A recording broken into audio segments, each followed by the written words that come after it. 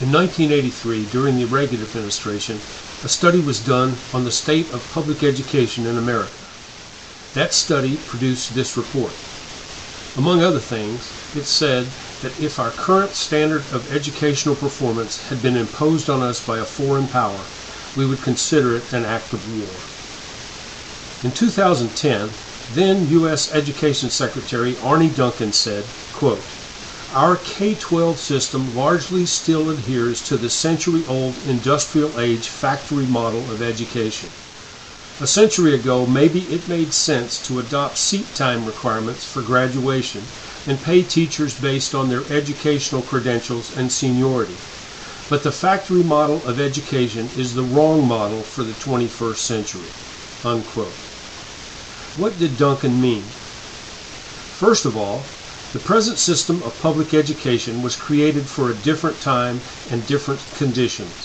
It was based not only on the shift from an agrarian economy to a manufacturing economy, but it was also based on a contempt for and a distrust of the immigrants coming to America, particularly the Irish who came following the potato famine. Prior to 1852, when Massachusetts was the first state to implement compulsory schooling, the American people were actually educating themselves quite well for the conditions of the day. Sometimes they used traditional methods, such as when a town would hire a teacher to hold classes in the old one-room schoolhouse. Sometimes they invented new kinds of schools, such as when a group of parents would simply get together and use the Bible as a text. In any event, American children of that time were educated better than in any country in Europe. In 1787, James Madison authored our Constitution. Madison never went to public school. They didn't exist. Yet, he learned to read and write. In 1812, Pierre DuPont published Education in the United States, a book in which he expressed his amazement at the high rate of literacy he saw here compared to Europe. 40 years before the passage of our first compulsory school laws, DuPont found that fewer than 4 of every 1,000 people in the United States could not read and do numbers. In 1818, 34 years before the first compulsory school laws, Noah Webster estimated that over 5 million copies of his spelling book had been sold in a country of under 20 million population. When you consider that every decision to purchase these books had to be made freely by an individual or family, and there were no purchases by either the federal or state governments since there were no public schools, it would suggest that most people don't have to be compelled to learn. In fact, as any parent knows, children are born with an inquisitive nature. 5- and 6-year-olds are constantly wanting to know why. They have a healthy sense of creativity. They're willing to try new things, unafraid to fail. By the time they're in the 4th grade, our system of public education has all but destroyed this desire to learn. It's not so much that they don't want to learn. It's just that they don't want to have boring stuff unrelated to their daily lives crammed down their throats. Some begin to rebel. They're diagnosed with ADHD and they are drugged. This is actually a statement about the coercive, controlling nature of the educational system, where conformity is more important than individual achievement. Most parents have probably had the experience of going to the school to express their concerns to a teacher or administrator about what's going on with their child, only to be talked down to in a condescending manner as if they're some kind of moron. Teachers, administrators, and even school board members have standard responses to dismissed complaints. They say you're too inexperienced to understand, or that all experts disagree with your point of view, or that scientific evidence proves you wrong, or that you're trying to impose your morals or values on others, or that you're the only person in the whole community who has raised that issue. Now, all of these assertions may be completely false, but most parents don't have the time or resources to prove it. How and why did this system come about, and what was its purpose? The American system of compulsory education was modeled on the completely undemocratic educational system of the Kingdom of Prussia in the early 1800s. The Prussian government instituted a system of forced schooling after the professional Prussian army was defeated by Napoleon's army of citizen soldiers at the Battle of Jena in 1806. When your business is renting mercenary soldiers to other countries, which was the business of the Prussian army at the time, losing a battle like that is not to be taken lightly. In 1807, the philosopher Johann Fichte, who is known as the intellectual father of Nazism, delivered an address to the German nation in which he called for shaping the personalities of students. He said, quote, "Education should aim at destroying free will, so that after pupils are thus schooled, they will be incapable throughout the rest of their lives of thinking or acting otherwise than as their schoolmasters would have wished." Unquote. Modern forced schooling in Prussia started in 1819 with a clear vision of what centralized schooling was to accomplish. It was to provide obedient soldiers for the army, obedient workers for the mines, subservient civil servants for the government, subservient clerks for industry, and citizens who thought alike about major issues. Well, a small group of very passionate and influential Americans, including Horace Mann of Massachusetts, Calvin Stowe of Ohio, and Barnes Sears of Connecticut, visited Prussia in the first half of the 19th century, and they fell in love with the order, obedience, and efficiency they saw there.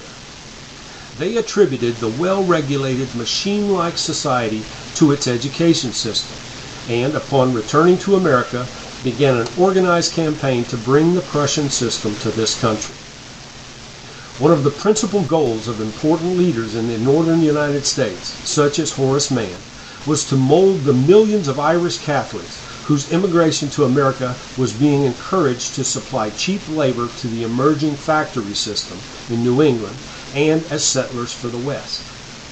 As Mann put it, quote, "With the old not much can be done, but with their children the great remedy is education. The rising generation must be taught as our children are taught. We say must be because in many cases this can only be accomplished by coercion. Children must be gathered up and forced into schools, and those who resist and impede this plan, whether parents or priests, must be held accountable and punished." Unquote. From their inception, public schools were a form of social control. These newcomers were to be indoctrinated into the national consensus based on a New England cultural model.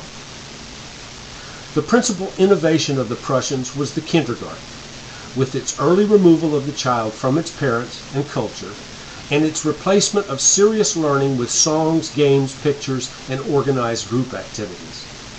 Kindergarten was remarkably effective in delivering compliant, moldable material to the schools run by the state.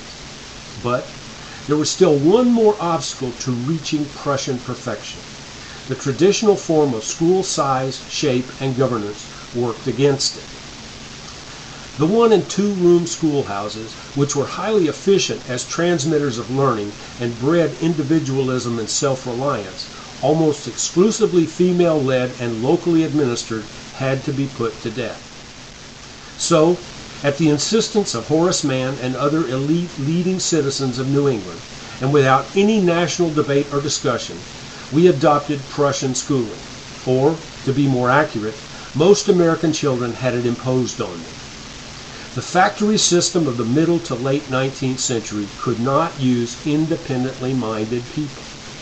In fact, the management method that was introduced at the turn of that century by Frederick Taylor, called scientific management, was based on considering the worker as nothing more than an ignorant machine, which must be trained only to follow the orders of management. Now, Taylor was what we would call today a time motion analyst. The basis of his management theory was that the individual worker was nothing more than an ignorant beast. What Taylor did was to observe every job in a factory or other business and break it down into its component parts.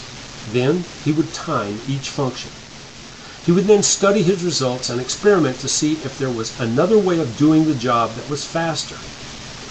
Once he came up with his better way, he would go to the boss and tell him all the workers must be retrained in the new method. Then, these procedures would be written down into standing operating procedures, and each and every worker would be forced to follow the steps or lose his job. It's from Frederick Taylor that we got the business organization that still predominates in this country, the rigid hierarchy. It is this 19th century style of management that is still being used in most of the United States. In fact, it is exactly this style of management that is used in the public schools. Local control of schools today is practically non-existent. Everything having to do with curriculum comes from the top down, either from the federal or state government. They dictate not only what must be learned, but also when it should be learned. Well, in 1893, a group of college presidents, calling themselves the Committee of 10, decided the best course was to standardize public education. The American purpose of education, as it had come down through our early history, was individualistic. The purpose for a standardized system was collective. The strong, centralized state society that influential men were trying to create also had no place for people who thought for themselves. What Henry Ford needed was assembly line workers who had just basic education and who would follow instructions. He neither needed nor wanted workers who thought for themselves or who questioned authority. Three major ideas were transferred from Prussia and slowly worked themselves into the 20th century framework of American government schooling. The first was the very sophisticated idea that state schooling exists not for the benefit of the students and their families, but for the benefit of the state. In this idea, the individual will of the child has to be broken in order to make use of them as moldable material. Children were not to be taught to think, but only to memorize facts unrelated to their daily lives. Now, memorization is an essential glue that gives continuity to families, communities, and religions. But if the use of memorization can be perverted by the massive introduction of nonsense memories, which are then bolstered by making the testing of them the very reason for going to school, a vacuum can be created. In the organization and management style of Frederick Taylor, teachers follow instructions passed down the educational chain of command, defining what a child's interest should be. This logic created the need to eliminate the one-room schoolhouse, not because it wasn't effective, but because it was too effective. It vested too much authority and responsibility for learning in the children themselves and in unmonitored female managers.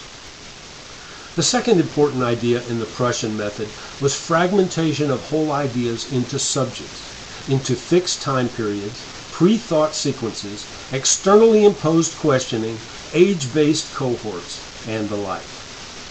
And here's where the analogy of the factory model that Arnie Duncan mentioned comes in. Think of it as a continuously moving bucket line, arranged in what are called age-based cohorts. Children are educated by their date of manufacture. You have 6-year-olds with 6-year-olds, 10-year-olds with 10-year-olds, 15-year-olds with 15-year-olds, and so on. As they move at the set pace of the bucket line, information is being delivered. What's fixed is the amount of time they have. What's variable is how well the students get it.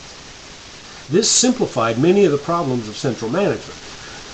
Thought broken into fragments can be managed by a poorly trained, poorly paid teaching force.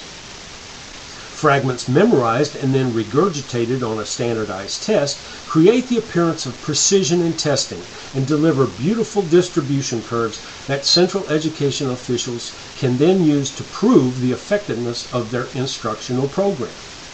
But they don't represent thinking ability or knowledge.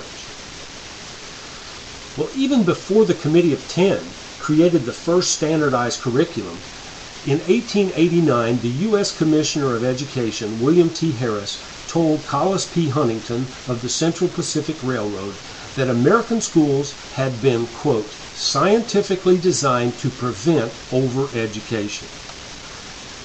He then went on to say, quote, "The average American would learn to be content with his or her humble role in life because he or she would not be tempted to think about any other role," unquote. In this way, Americans would learn to be dependent on their employer and the government rather than on themselves to provide for their needs and wants.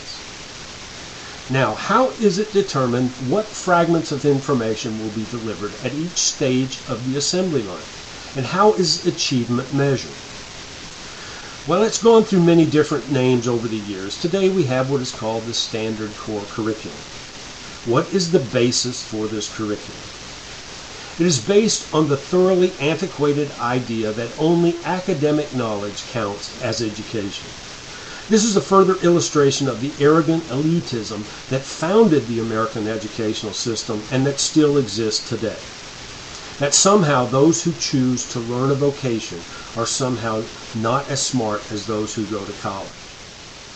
The curriculum is completely biased toward going to college. Before going on, here's some information published in late 2015 in Forbes magazine. According to the Bureau of Labor Statistics, only 68% of high school graduates go to college. Of that 68%, 40% don't finish. Of those who do finish college, 30% are working in jobs that they could have gotten right out of high school. They didn't need a college degree at all. So we have tens of thousands of people in this country who wasted 4 years and are burdened with hundreds of thousands of dollars in student loan debt. All because the public school curriculum is designed for the college bound. And since the mid-90s, we have heard nothing but a mantra that the only way to compete and be successful in the global economy is to go to college and take highly technical subjects. But someone also has to build the buildings, install the plumbing, electrical, heating, and air conditioning. Someone's got to grow and raise the food to feed all those high-tech workers. Someone has to get that food to market, and someone has to keep those trucks running. Someone has to be willing to make the sacrifice to defend this great nation. The nation needs firefighters and law enforcement officers and EMTs and vocational nurses. 50 years ago, there were 2 tracks a student could choose. For those choosing to enter a vocation, they learned general math. They recognized that for most, algebra is a completely useless subject that will never be used in real life. The same held true for the sciences. Why does a mechanic need to know how to dissect a frog in biology class or memorize the periodic table in chemistry? If your plumbing backs up, are you going to call a math, science, or education major? There are trades and vocations that are seriously short of workers today. But more and more public schools are actually cutting back on vocational training. As an example, here in Texas, for years there's been a critical shortage of welders. It's gotten so bad that companies down along the Gulf Coast have started their own welding schools. And yet, here in my town, our school district just cut the number of students that can enroll in welding class.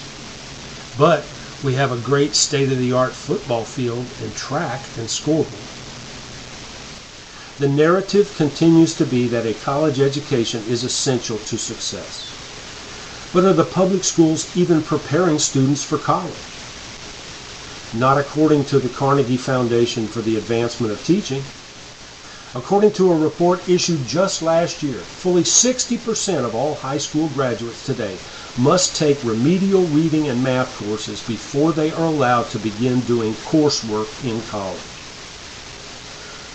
Earlier in the statement made by Arne Duncan, he mentioned something called seat time requirements. What exactly did he mean? Seat time is what we call the practice of requiring students to be physically present in a room with a teacher for a certain number of hours to obtain the necessary number of credits to graduate. It's based on what are called Carnegie units, named for Andrew Carnegie. These are what translates into the credits required to graduate. But that was not Carnegie's intent when they were originally created. It had nothing to do with the students or with the subject matter being learned. The Carnegie Unit began in 1905 with the Carnegie Foundation for the Advancement of Teaching. as part of Andrew Carnegie's plan to establish a free pension system for college faculty. Carnegie gave Harvard University $10 million to establish this pension plan and come up with eligibility rules. The first thing that had to be done was to define exactly what a college was and what sort of program it must offer. Well, since Charles Eliot was the president of Harvard and had been a member of the Committee of 10 back in 1893, the Carnegie Foundation simply tapped into what they had done to standardize the public school curriculum.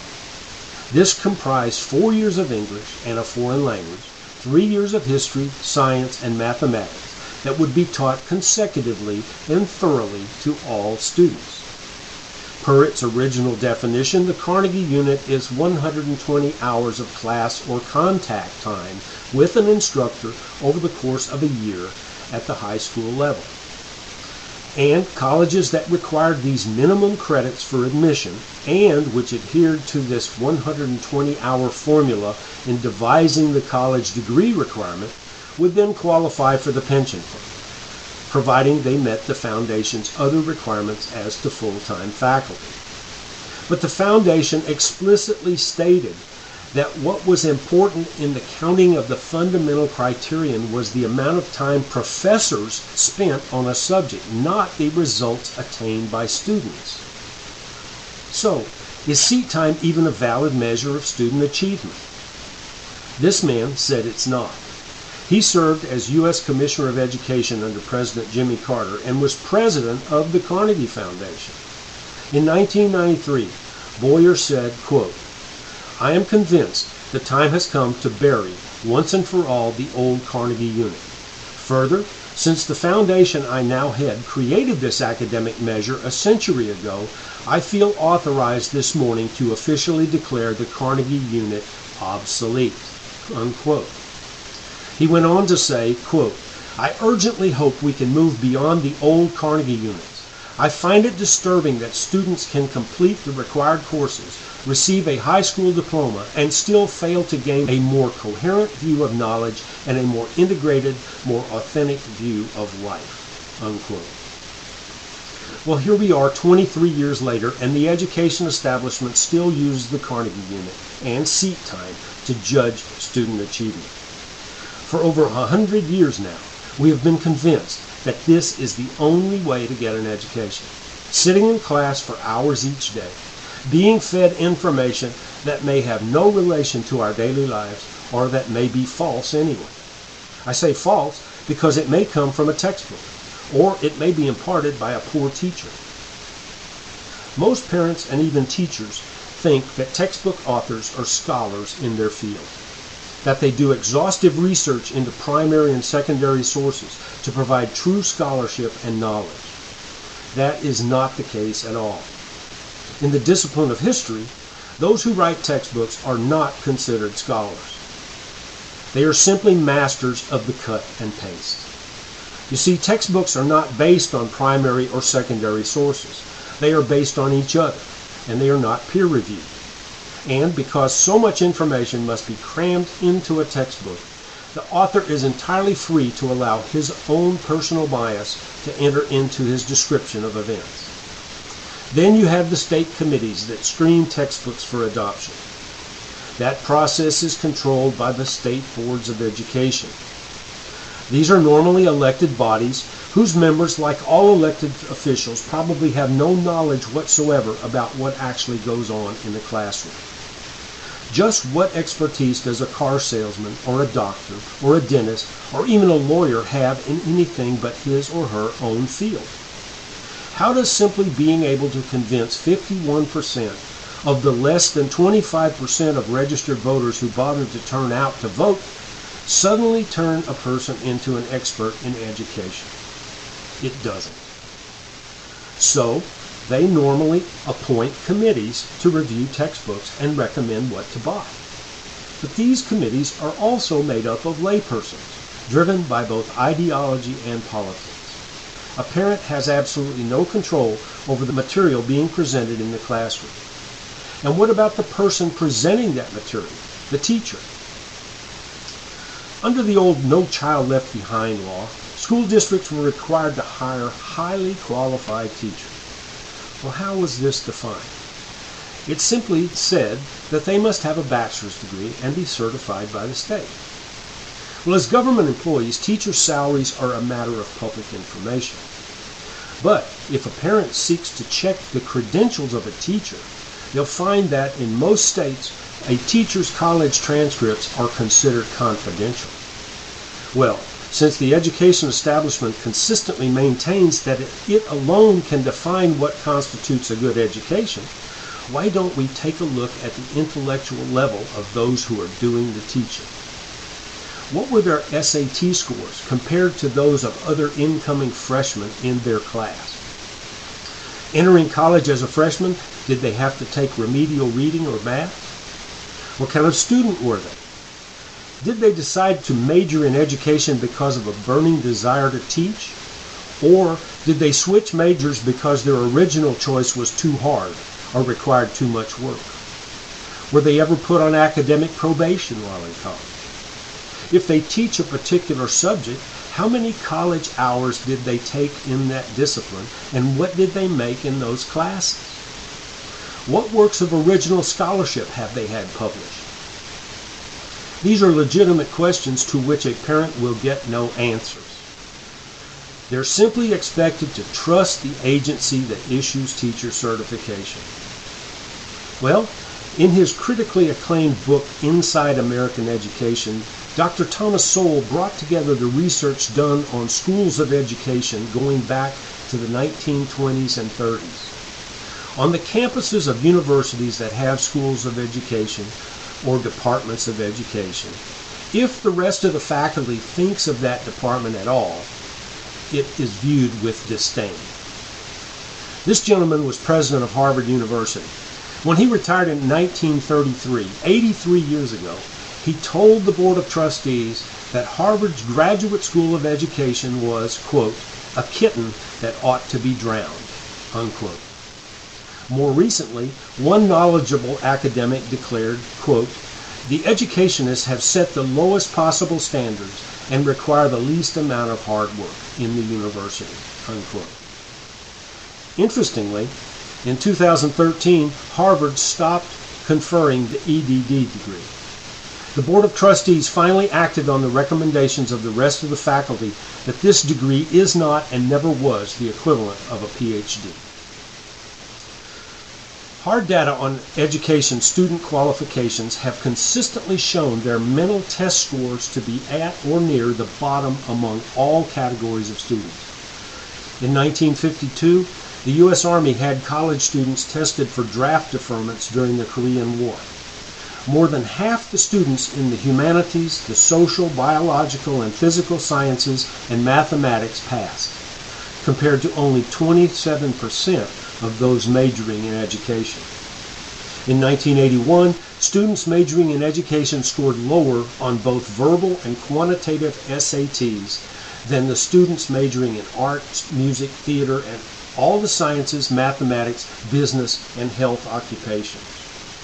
In 1994, a review of the SAT scores of education majors was done as part of a graduate school research project at Tarleton State University in Texas, which has an education department.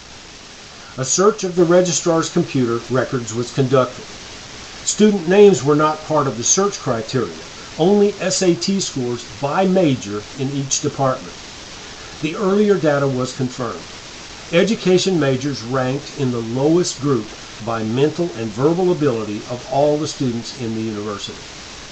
At the graduate level, it is much the same story, with students in numerous other fields outscoring education students on the graduate record exam by from 91 points composite to 259 points, depending on the field.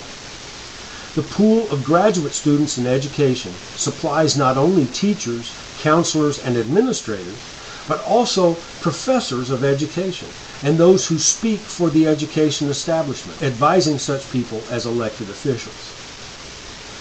Martin Mayer graduated from Harvard in 1947 with a degree in economics. He went on to a career in the publishing world. He also served on the New York City Board of Education. In Mayer's words, quote, on the average, It is true to say that the academic professors, with many exceptions in the applied sciences and some in the social sciences, are educated men, and the professors of education are not." Unquote. In terms of what concerns parents, what are their children being taught, and who is doing the teaching? There is an almost complete lack of transparency. This is exactly the structure Frederick Taylor designed in the 19th century. There are administrators dictating curriculum changes in disciplines in which they don't even have a degree. They've never taught that discipline because they aren't qualified to teach it. So much emphasis has been placed on standardized tests that teachers demand students do math problems one way and one way only, even though there might be an easier way to do the problem that the student can better understand. That's not teaching. That's the mentality of a prison guard. Those people down at the bottom of the pyramid are the classroom teachers. They all have college degrees. They're considered professionals, at least by the general public. Yet everything they do comes down from on high, just the way Taylor structured it. But make no mistake, there are these folks in the ranks of teachers just as there are in any human grouping. Well, who is evaluating them? Other members of the establishment, who may or may not even be qualified in the discipline. How is a school principal, who was a biology teacher, to evaluate a teacher in the social sciences or the arts?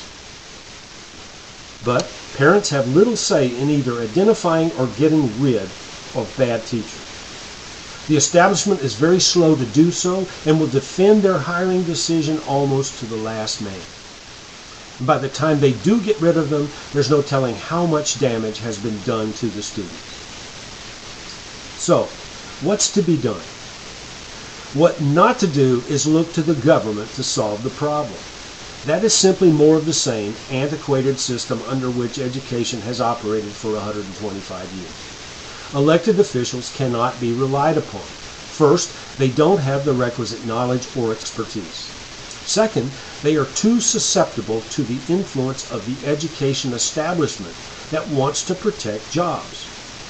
After all, if the Carnegie Unit was done away with, as this gentleman said 23 years ago, there certainly wouldn't be the need for as many teachers as there are now. The answer is to take children out of the public schools and homeschool them. While other states have enacted regulations making it very difficult for parents to do so, Texas has very few requirements that can be easily met. The Texas Supreme Court ruled in 1994 that homeschools are considered private schools and, as such, are not required to follow the rules set down by the Texas Education Agency. There is no prescribed curriculum. And since 1994, the homeschool movement in Texas has grown to such an extent that parents can tap into existing networks that have been homeschooling for 20 years or more. Parents need not reinvent the wheel. We're living in the 21st century. Information is available free of charge and a mouse click away.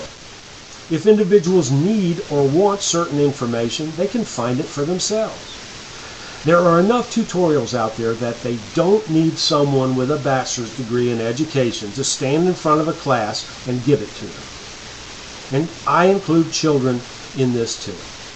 Now, there will be those who consider it their duty to save the universe, who will argue that the trouble with homeschooling is that parents lie. That they take their children out of school saying they intend to homeschool them, but the parents go to work and the kids just watch TV all day. Well, there are a few problems with such an assertion. First, it assumes that the kids won't be watching anything that could be educational. Well, the days when learning was confined to the four walls of a classroom are over. Second, it reflects the dogmatic view that the only time a child can learn is during the day, while their contemporaries are sitting in prison, being force-fed irrelevant material. Even if the parents do work all day, just as much or more learning can take place in an hour or two in the evening with the parents than is being learned in this environment. Now here's a radical idea. Why doesn't everybody just mind their own business and stop worrying about other people's kids? Aside from getting children out of a negative learning environment, there are other reasons for doing so. Now, what to teach? Well, has anybody ever heard of this? The education establishment has spent the last 50 years implanting in people's minds that this is somehow an inferior pathway to success. But if one wants to go to college, this will qualify you. Just take a look at the admission requirements for colleges and universities. They not only accept those with GEDs, but many have also begun accepting those with a homeschool diploma and transcript. If one wants a place to start, just take a look at the GED test. There are a multitude of GED practice tests available online for free. Determine the information one needs to pass those tests and work backwards. There's a bona fide curriculum. One doesn't need to put in seat time in a bricks and mortar schoolhouse. And students don't have to be force-fed useless information at age 11 that they never will use anyway. Despite what some say, there is absolutely nothing that everyone must know. One can live a full, productive life having never learned how to factor an algebraic equation. In a job interview, no employer is going to ask a candidate what he or she knows about the Haymarket riot in Chicago in 1886, or if he or she knows that Chaucer wrote the Canterbury Tales. If someone determines that they have an interest in history or literature, they can very easily acquire that knowledge on their own at their own pace. This is certainly not the only way to gain knowledge. In fact, it is this antiquated 19th century system that is at the root of the problem with American education. In the early 1800s, these people believed that they knew better about what should be done than anyone else. They simply assumed that they would be on the top tier of society and that everyone else would naturally defer to them. They determined privately among themselves that the Prussian model was the best course for America, and they used the coercive police power of the government to enforce their will. This is not how free people are supposed to be treated. These gentlemen redesigned the public schools to reflect the change from an agrarian society to an industrial one. But we have moved from the industrial age into the information age. Has our contemporary version of the Committee of 10 made any corresponding revision of the public school system to reflect this change? It has not. Remember this report from 1983? Recall what it said? An act of war. But did the 1980s version of the Committee of 10 propose to change it? No. Instead, they decided to take the same obsolete system and make it better by doing more of it more intensely. Let's test and measure more carefully by creating standardized tests. And let's not give any thought to how relevant it is to real life. Let's put pressure on the schools to catch up with Singapore and South Korea in meaningless measures. Well, the track of the Prussianization of America over the past 150 years is quite clear. The statements quoted earlier came out of the mouths of the people who took control of our education system and what their purpose was. They cannot be refuted. Those people were powerful enough to gain control over the machinery of government and then began to destroy the mechanisms of local control of schools, vesting control in a highly centralized, highly radical, and very undemocratic form of governance. The purpose of this lecture has been to provide critical information that most Americans don't have. This has been done relying solely on historical facts and authoritative sources. When one observes how the vast majority of people in their teens, 20s, 30s, and even 40s today simply assume that the government should take care of people, and when you observe how the government has divided people into groups and dispenses favors according to group membership, and when you see how people have been taught to defer to so-called experts who profess to be smarter than everyone else, you see that we are well down that road to being the collectivist society they intended America to be. So, when people complain that the school system in America is failing, they must be aware that this is not the case at all. It is succeeding in exactly what it was intended to do.